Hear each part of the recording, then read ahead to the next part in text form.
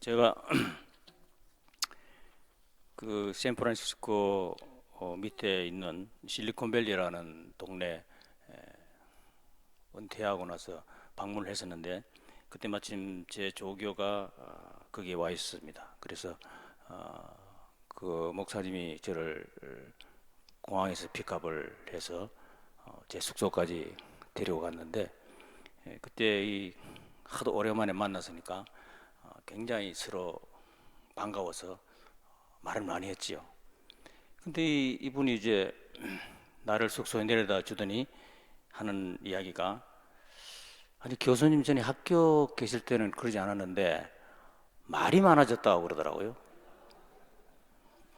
그래서 내가 생각에 자기도 말을 많이 해놓고 오랜만에 만났으니까 서로 이야기를 많이 했는데, 내가 말을 많이 했다는 말을 듣고는 약간 제가 좀 충격을 받았습니다.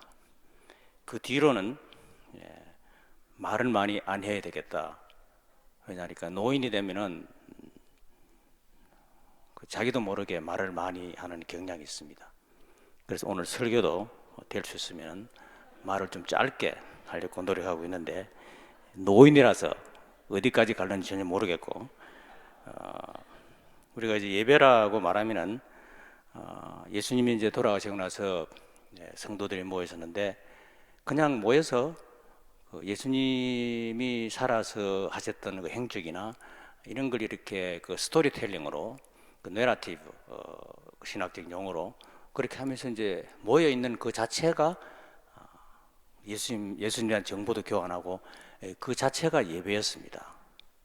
그래서 이제 그 정보를 다 모아가지고 편집해 낸 책이 최초의 성경인 마가복음이었습니다. 그래서 마가복음 먼저 쓰여지고 나서 학자들의 견해에 하면은 나중에 이제 마태복음, 누가복음, 요한복음 이렇게 사례로 쓰여진 걸 볼 수 있는데, 어쨌든 우리가 이제 자녀들이 명절 때 이렇게 모여 있으면은 부모들은 자녀들이 모여 있는 그 자체가 좋아서 굉장히 반가워하지요. 저는 단순히 생각할 때 예배도 여러분이 와서 이렇게 앉아있고 모여있는 이것이 하나님 앞에 너무 반갑고 하나님 기쁘시게 하고 좋은 겁니다. 근데 뭐 교인들은 목사님 말씀을 쪼개야 한다. 설교하고 나오면 교인 중에 어떤 분이 와가지고, 목사님 말씀을 너무 잘 쪼개신다고. 너무 쪼개다 보니까 나중에 이단도 나오는데, 목사님이 말씀을 잘 쪼개신다 하면은 그 말을 들은 목사님은 굉장히 스트레스를 받습니다. 더 잘 쪼개기 위해서 노력해야 되니까. 그래서 우리가 모여서 이렇게 하나님 앞에 예배로 모이는 이 자체가 하나의 주의 나라에 참여하는 귀한 모습이고, 이 모습을 보시고 하나님께서 좋아하시고 영광을 거두시고 찬양을 받으시는 줄 믿습니다. 오늘 이야기는 1960년도에 동대문 시장에 가면은 그 지게꾼들이 있었습니다. 그 지게꾼들은 그 날품팔이들이었습니다. 하루 벌어서 하루 먹는 사람, 이런 사람들이 한국이 가난했을 때 있었던 사회적인 현상이었는데, 예수님 당시도 똑같이 동일했습니다. 오늘 말씀에 나와 있는 이 일꾼들이 전부 다 날품팔이들입니다. 시장에 모여있는 이 날품팔이들을 보던 주인이 와서 계속 이렇게 투입을 시켜줍니다. 왜 이렇게 한꺼번에 다 고용하지 않고 자꾸 이렇게 나누어서 뭐 3시, 6시, 9시, 11시 이렇게 나누어 가느냐. 그 당시 이제 그 포도원에서 포도를 딸 때 가장 그 슈거 컨테인, 그 설탕이 많이 들은 그 시간대를 맞추어서 그 포도를 따야 그 다음날 시장에 그 상품 가치가 있어가지고 포도가 A 등급으로 잘 팔리고 값도 비쌌습니다. 그래서 그걸 맞추기 위해서 처음에는 몇 명을 투입했다가 그날 안에 따야 되는데 임금을 줄이기 위해서 조금 했다가 안 되니까 계속해서 다 따기 위해서 마지막까지 이렇게 저 마지막 뭐 한두 시간 남은 사람까지도 고용할 수밖에 없는 그런 상황인데, 여기에 11시에 만난 이 날품팔이를 향해서 하루 종일 놀고 있느냐? 아무도 안 데려가느냐? 맞습니다.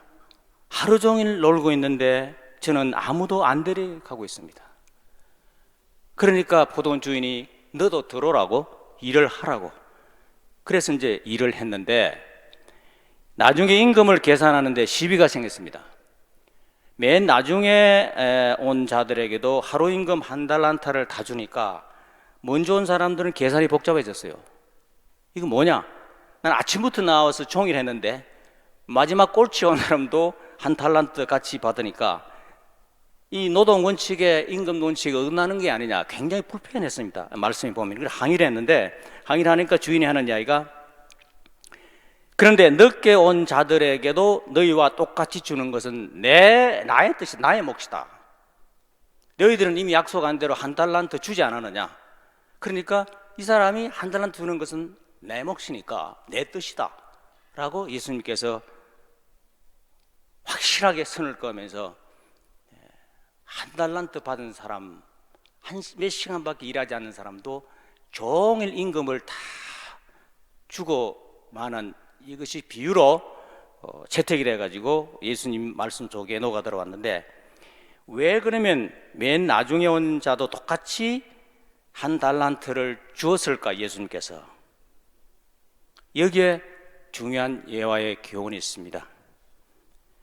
날품팔이는 일당 받는 그것이 생명줄입니다. 만약에 일당을 받지 않으면, 1달란트를 받지 못하면 그 이튿날 식구들이 굶주리게 됩니다. 먹을 것이 없는 상황에 처하게 됩니다.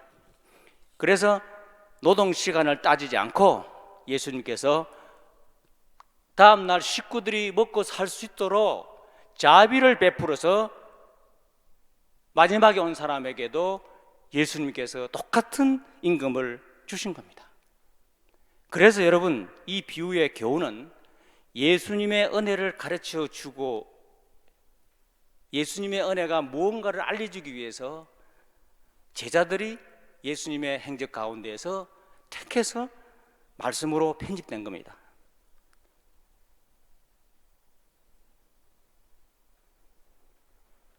우리가 잘나서 살아가는 게 아니라고, 이렇게 살아온 게 다 하나님의 은혜라고.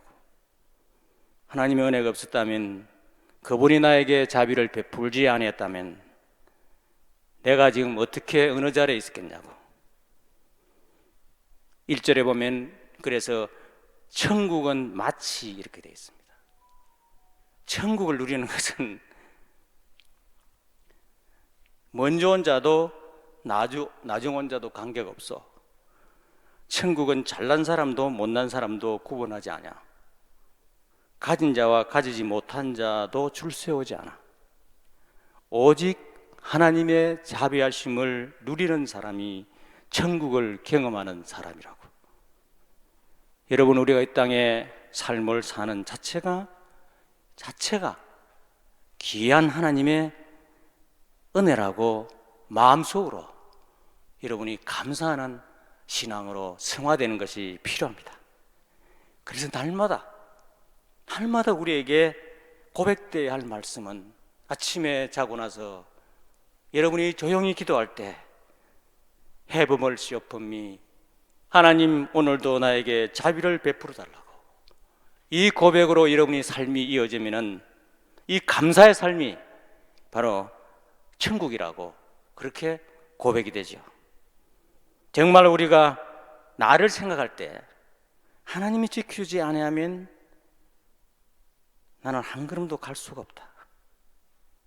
내가 넘어진 그 자리에 하나님의 손길이 있기에 다시 일어났다.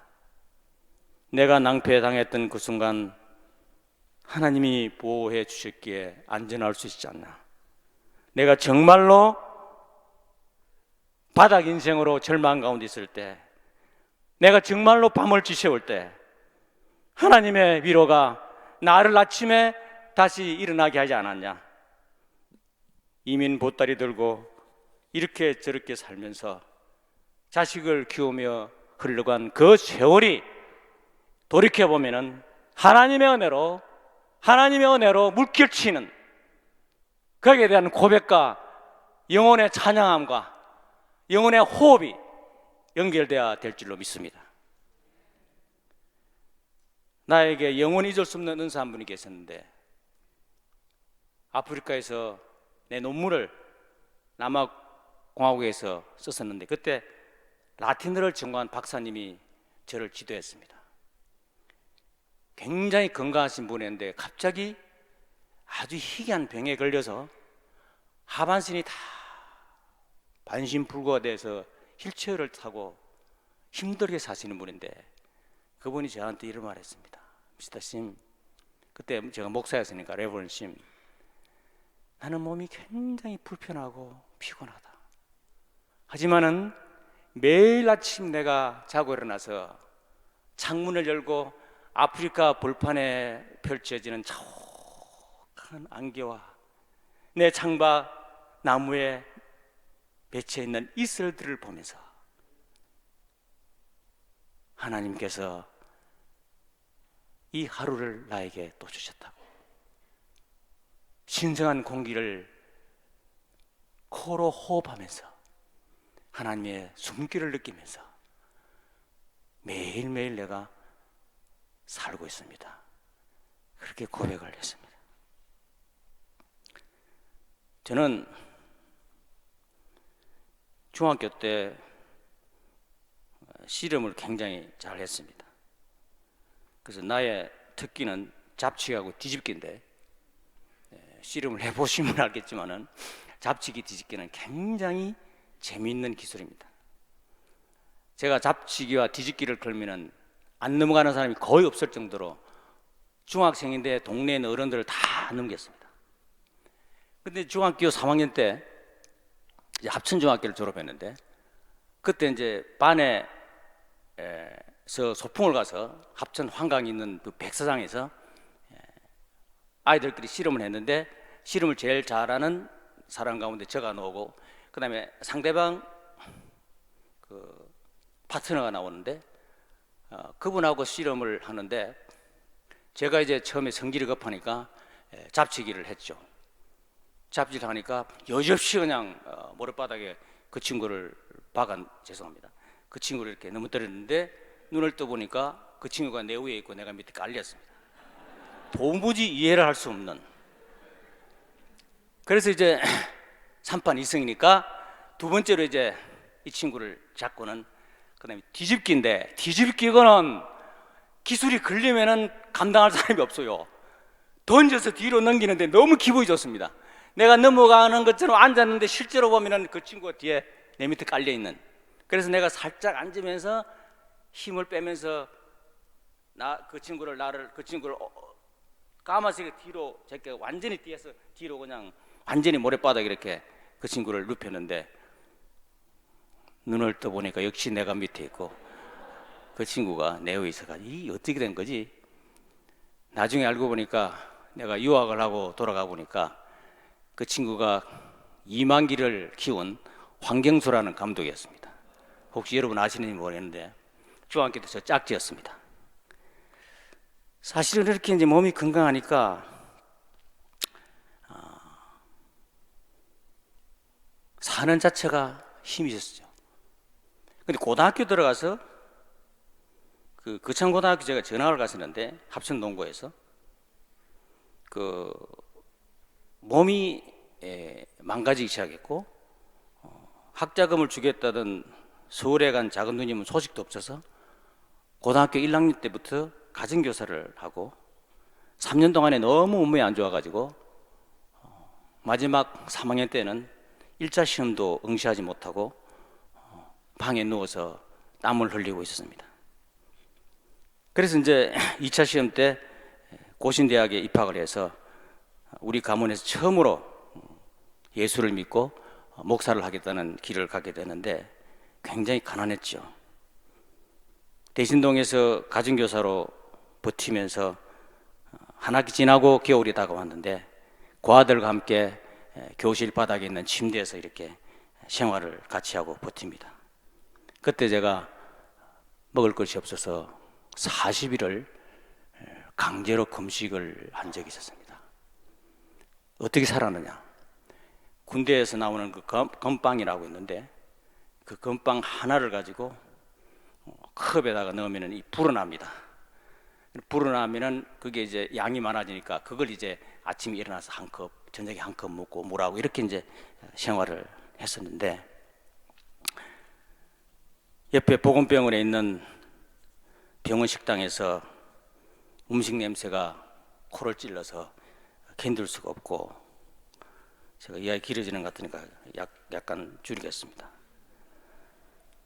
하루는 배가 고파서 이제 송도 그 옆산에 있는 혈정소라는 데가 있는데, 그게 이제 언덕에 가만히 앉아서 태평양 바다를 바라보고 앉아 있는데, 도대체 내가 이게 뭐냐?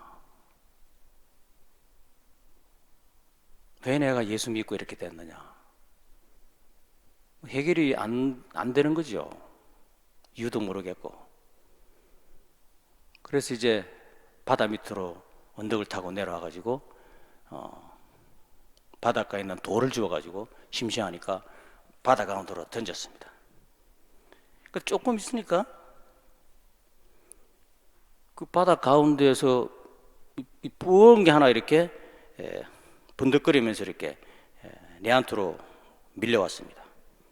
그래서 가만히 보니까 물고기 한 마리가 내가 던진 돌에 맞아가지고 이만한 고기가 내 앞으로 온 거예요. 그 당시에는 그 바다가 오염이 안 돼 있어가지고 무슨 병든 고기도 없는데, 고기가 왜 갑자기 그렇게 내가 돌판매를 하고 나서 그 돌판매에 맞지 않고는 고기가 내한테로 올 리가 없어요. 그래서 이제 그 고기를 건져서 하나님이 하신 건가, 우연히 돌에 맞은 건가, 이유는 잘 모르겠고, 뭐 부흥사 같으면 이걸 가지고 굉장히 이렇게 심소봉대가 이렇게 은혜를 줄 수 있지만 저는 그런 재주는 전혀 없고, 어쨌든 건져서 이제 집에 와서 요리를 해 먹으면서 내 체력이 마지막 단계에 마지막 끝자락까지 가서 이 고기 한 마리가 그래도 영양을 보충해 줘서 내가 살게 되었구나, 이런 이제 고백을 하고는 계약대가 됐는데, 너무 배가 고파가지고 친구 도시락을 강제겸 빼앗아 먹고 이렇게 생활을 하는데, 하루 저녁에는 몸에 열이 나고 땀이 배고 힘들어가지고, 또 그 이튿날도 그러고 한 일주일 동안 그러더니만은 갑자기 밤에 자는데 입에서 그렇게 물컹하고 뭐가 나왔습니다. 나와서 이게 무언가 하고 이제 나가서 뱉어내고, 이튿날 아침에 가보니까 내가 뱉어낸 그 자리에 피덩어리가 이렇게 땅바닥에 엉겨 있어가지고 너무 깜짝 놀랐습니다. 너무 놀라가지고 옆에 있는 보건병원으로 가는 도중에 보리밭을 지나가는데 계속 기침이 나오고 힘이 나가지고 힘이 없어서 피를 토하면서 이제 병원에 가서 진찰을 해보니까 폐결핵에 걸렸는데 1년 8개월 동안 치료를 받아야 당신은 치유를 받을 수 있다고 사형 선고가 내려졌죠. 할 수 없이 이제 보따리를 싸고 낙향하게 되었는데, 대신동에 있는 저희 이모집에 마지막 저녁에 좋은 경험을 했었는데, 그때 제가 사실은 죽었습니다. 계속 이모가 나를 깨워가지고 이제 살아났었는데, 그때 제가 그 죽는 경험을 하면서 느낀 게 뭐냐니, 그 이후로 죽음이라는 게 그렇게 고통스럽지 않고 괜찮다, 죽을 만하다. 왜냐하니까 이 사람이 숨이 이렇게 멈추게 되니까 목에서 아주 달달해요. 경상도 말로 아주 달달하고 사지가 쫙 늘어지는 게 너무 기분이 좋아. 그래서 이게 죽는구나. 보통 죽으면 숨이 막혀가지고 억억하고 이렇게 고생할 줄 알았는데, 그런 염려가 전혀 없이 여러분 죽어도 아무 상관없습니다. 아주 쉽게 죽을 수 있습니다. 너무 편하게 죽는 경험을 하고, 갑자기 그냥 식초가 먹고 싶어서 이모한테 식초를 달라고 식초를 한 공기 마셨는데, 그게 힘이 되는지 다시 깨서 살아났습니다. 그리고는 이제 보따리를 쥐고 우리 집이 합천이니까 부산에서 이제 합천까지 가는 시외버스를 탔는데, 그러니까 만신창이가 된 거죠. 예수 믿다가. 창밖을 내다보면서 차를 타고 몸은 아파가지고 다리는 아프고 막 비틀고 이렇게 앉아가지고 시외버스가 앉아가지고 옛날 버스 얼마나 불편합니까? 앉아가지고 있는데 도대체 이게 뭐냐? 내가 왜 이렇게 됐는데 예수 믿었는데 예수 믿고 사는 삶이 도대체 어떤 거냐? 신앙의 삶이라는 게 뭐냐 도대체? 폐가 망신이 되어서 이제 고향으로 가야 되는데 사람들이 나를 보고 어떻게 이야기할 거냐? 예수 믿었는데 도대체 예수 믿는 삶이 도대체 뭐냐? 밀양까지 왔었는데 밀양 주차장에 오니까 그 시골에 옛날에 주차장에 가면은 뭐 물건 파는 사람들이 뭘 이고 이렇게 와서 물건을 팝니다. 그 아줌마가 이제 버스가 정차하니까 버스 안에 이제 물건을 팔기 올라오시더라고요.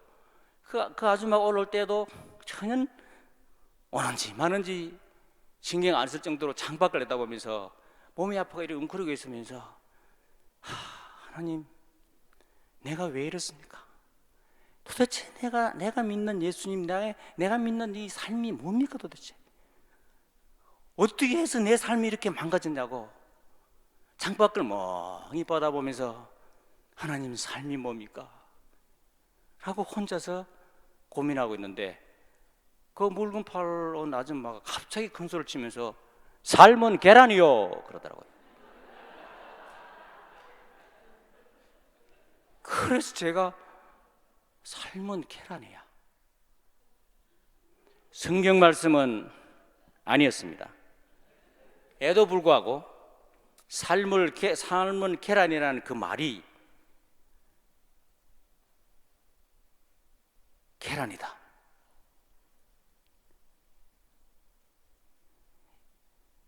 계란이라는 게 참 묘한 겁니다. 이게 잘 안 세워져요. 세우려고 노력해도 자꾸 넘어져요. 잠깐 섰다 싶으면 또 넘어져. 또로로 선 것 같은데 아니야. 잠깐 착시 현상이야. 시골에 어릴 때 밤에 모여서 할 일이 없으니까 계란을 가져와서 세우기 연습합니다. 이걸 흔들어 가지고 노른자가 밑에 가면 무거우니까 설 것 같는데 섰다 싶으면은 넘어지고 안 섭니다. 아주 힘듭니다. 그런데 그 넘어지는 그 계란을 내 손가락으로 이렇게 대고 있으면은 계란은 안 넘어지고 서 있습니다. 삶은 계란이구나. 이놈의 계란이 잘 안 서져. 혼자는 못 서. 내 손가락을 조금 터치하면은 계란은 서 있어. 믿음이라는 게 예수 믿고 산다는 게 주님이 나를 붙들고 있으면은 내가 서는 거고 주님의 손가락이 나를 조금이라도 몸에서 떼면은 그 순간 나는 넘어지고 마는 게 내 믿음의 삶이었다. 여러분, 여러분의 삶의 현장에서 날마다 경험하는 가장 중요한 것은 하나님의 나를 붙들고 계시는구나. 주님이 일생 동안 나를 붙들고 있었구나. 정말 이 멀고 먼 이국 땅에 올 때도 제대로 통하지 않는 엉터리 영어를 발음했어도 우리 고등학교 친구 중에 한 여자분이 간호사였는데 처음 와가지고 밤에 이제 야간 근무를 하면서 미국 간호사가 친구가 와가지고 Why don't you have coffee? 했습니다. 커피 먹자 말이거든요. 제가 알기로는. 근데 Why don't you have coffee? 이러니까 Why가 들어갔으니까 Because 그렇게 고백을 합니다. 그래도 지금은 살아남아서 잘 살고 있어요.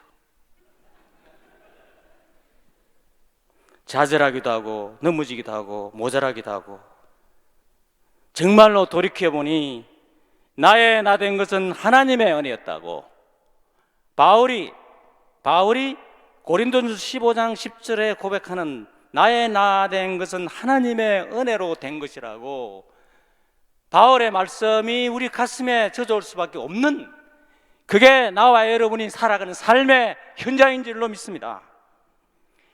여러분, 그래서 여러분이 날마다 감사하며 찬양하며 믿음의 삶을 살면은 넘어져도 일어날 수 있고, 바닥을 가는 순간이 있더라도 하나님이 나를 일으켜서 다시 걸어가게 하시는 그 믿음의 체험이 여러분의 삶의 동력이 될 때, 그 믿음은 얼마나 기쁘고 감사하고 힘이 되는지, 이 감사의 믿음을 여러분이 반드시 챙기고 다시 회복시키고 이 삶을 이어갈 수 있도록 주님의 이름으로 간절히 축복합니다. Have mercy upon me. 어디서 내가 이 말을 가졌냐니까, 20세기 유명한 신학자인 칼발트라는 현대 신학자가 있고, 그 칼발트의 카운트파트로 같은 독일의 천주교 학자인 한스 킹이라는 사람이 있습니다. 이 두 사람이 아주 로마 천주교에 대한 강렬한 토론을 했었는데, 그 토론을 한 이후에 로마 천주교 학자인 한스 킹이 칼 발트에게 무슨 말을 했냐니까, 칼 발트씨, 우리가 서로 동의하지 못하지만은 당신의 그 논리와 해박한 지식은 감동을 받았다고, 이렇게 한스 킹이 이야기를 하니까 이 칼 발트가 가만히 듣고 있더니,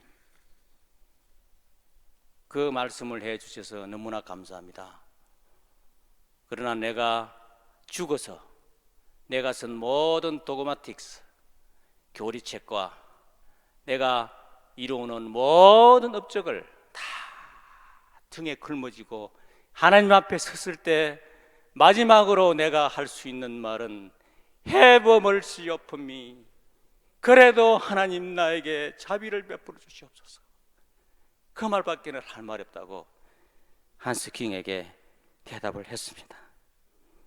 여러분, 오늘 나의 나 된 것은 하나님의 은혜입니다. 내가 뭐 제대로 된 것이 없잖아요. 그래도 이렇게 살고 있잖아요.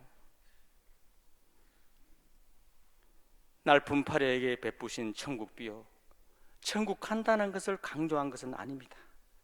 천국이 어떤 것인가를 보여주고 있는 겁니다.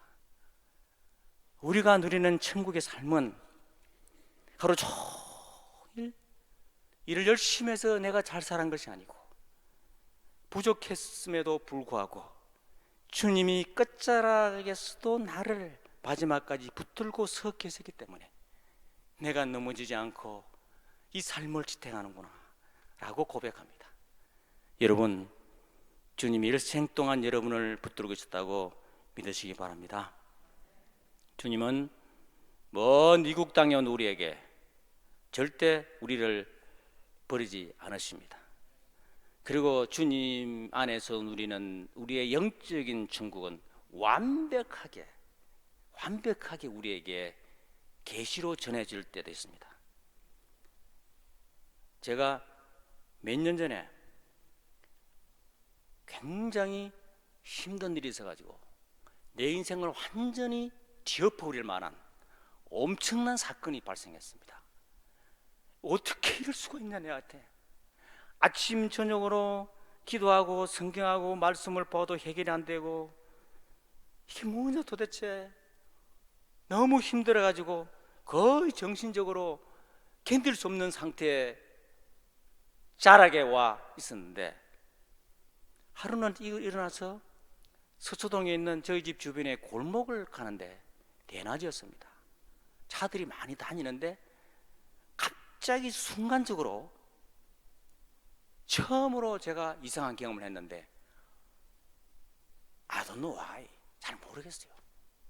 왜 그런 그 확실하고 클리어하고 분명한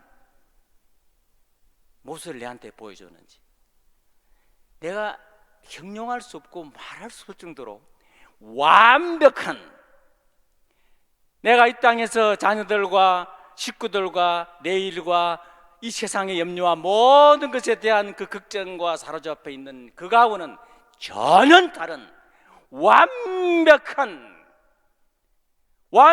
하나님이 나에게 준비해 두신 완벽한 장면이 내한테 시각을 통해서 확실히 보여주는데 내가 너무 놀랐습니다. 아주 짧은 순간에 사람들이 나 다니고 내가 걸어가는 순간에도 하나님이 나를 다시 이렇게 세우기 위해서 이 모습을 보여주는데, 여러분이 일상에서 생각하는 생각과 염려와 걱정은 아무것도 아니었습니다. 너무나 완벽하고 완벽했습니다. 하나님은 완벽하신 분입니다. 여러분이 누릴 천국은 완벽한 겁니다. 믿으세요, 여러분.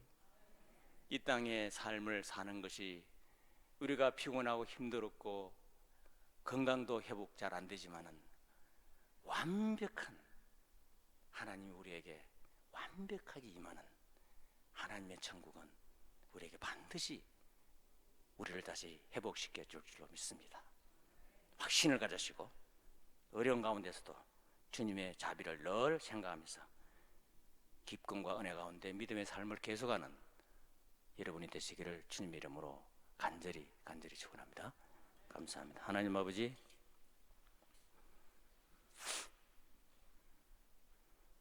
세상의 일도 다 알 수 없는 우리가 하늘의 일을 어떻게 알겠습니까? 하나님께서 우리의 삶 깊숙이 손을 대시고 나를 붙드시고 이렇게 세우시고 주저앉은 나를 걸어가게 하시고 오게 하시고 강하게 붙으셔서 우리가 여기까지 왔습니다. 하나님의 은혜가 얼마나 귀하고 고귀한지 그 은혜를 경험하며 날마다 감사하며 찬양하며 믿음 가운데 천국을 누리는 기쁨 삶이 이 현실 가운데서도 이 교회에 있는 모든 교인들의 믿음의 가정 속에 하나님께서 이렇게 세우시고 그 천국의 맛을 볼 수 있도록 우리에게 하나님 능력 주시고 영적인 해안을 주시옵소서. 늘 감사하고 예수님 이름으로 기도합나이다. 아멘.